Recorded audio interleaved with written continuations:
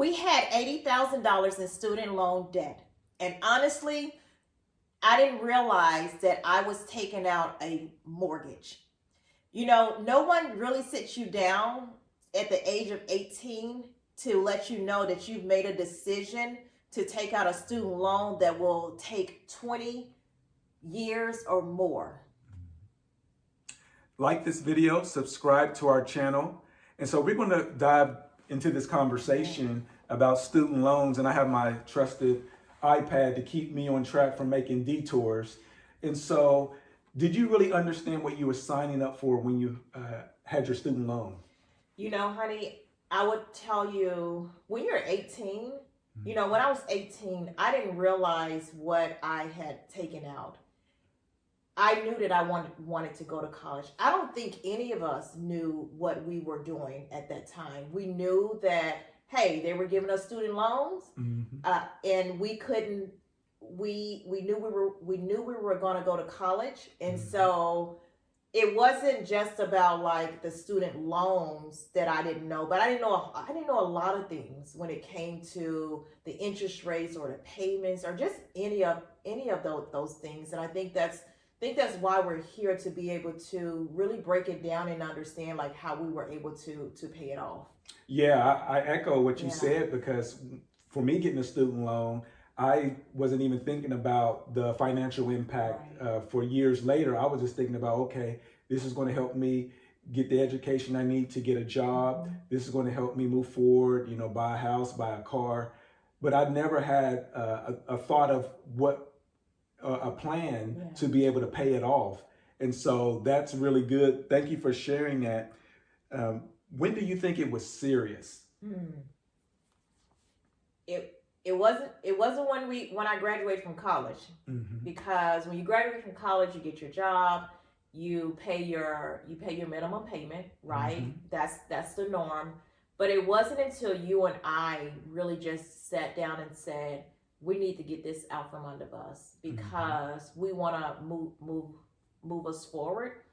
And that's just for any couple, right? Because in reality is that statistics states, the education data states that approximately student loans, the amount is $1.8 trillion, right? Wow. And that's a lot. And the people that are behind, the amount that's behind is like 20%. So it's 20% behind, that people are behind. That's equivalent to $8.54 million that people are behind on their student loans. So for me, I didn't realize how serious it was until you and I really sat down and really talked through it and trying to figure out like, what do we need to do to get this out from under us? Because we don't want to continue this. We don't want to continue making the minimum payments, and we don't want to continue this loan either.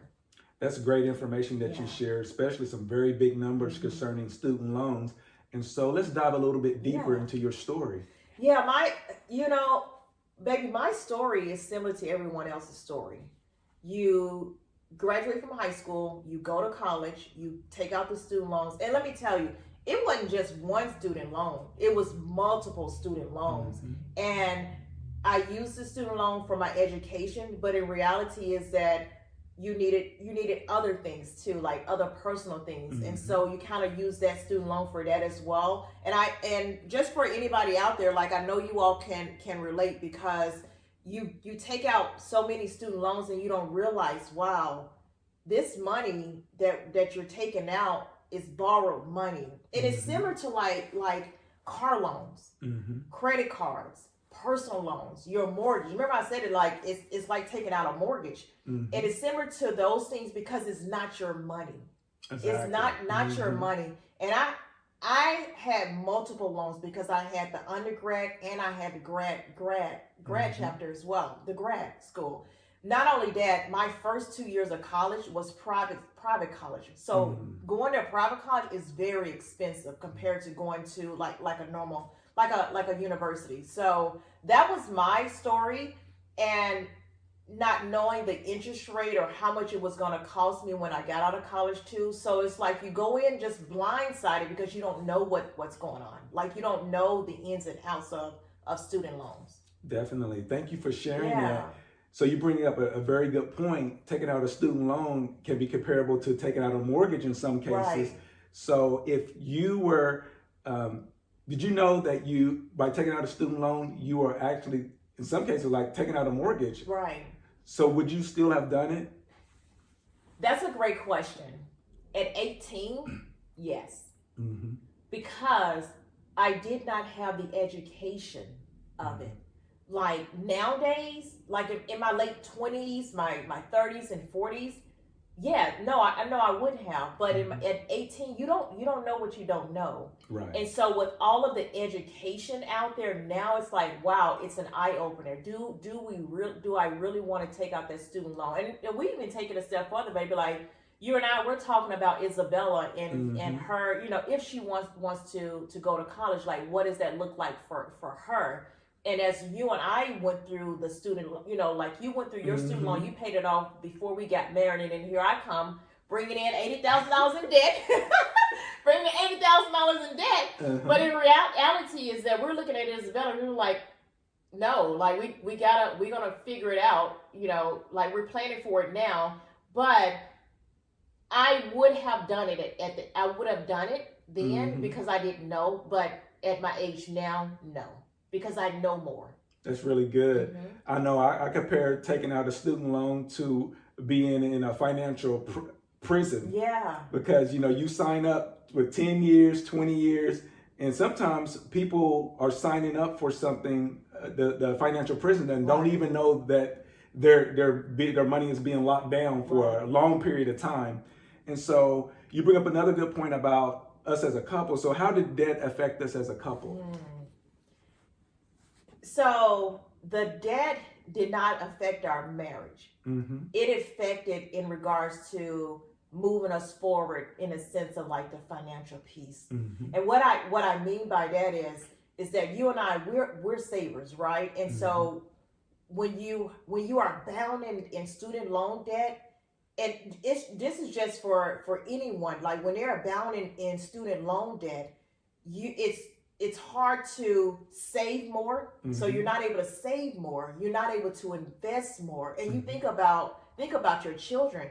You're not able to save for them, right? You're not able to leave a legacy. And we love to give. And it impacts the amount of money, the amount that you give to someone, to people that you can help them along the way. So not just student loan, just any type of debt. It literally keeps you bound for you to be able to move forward. And I would tell you, there's a scripture that I love that you and I ponder over, and it's Proverbs 22:7. For the rich rule over the poor. The borrower is slave to the lender. I had to ponder because I really had to think about that. And it's so powerful because we are a slave to the lender because we owe them money. We owe them money, and we got to pay the money back, right? No matter how you slice it and dice it, you got to pay the money back. But it's reality is that how are you going to pay it back? When are you going to pay it back? How soon? And so that really, really stuck with me. I read the Bible verse in my early 20s, but I really didn't understand it, like really break it down until you and I really got together and like, man, this is a very powerful, powerful verse. What about you? Like, I know that I came in with that amount with that student loan debt, but what really hit it for you in regards to our marriage?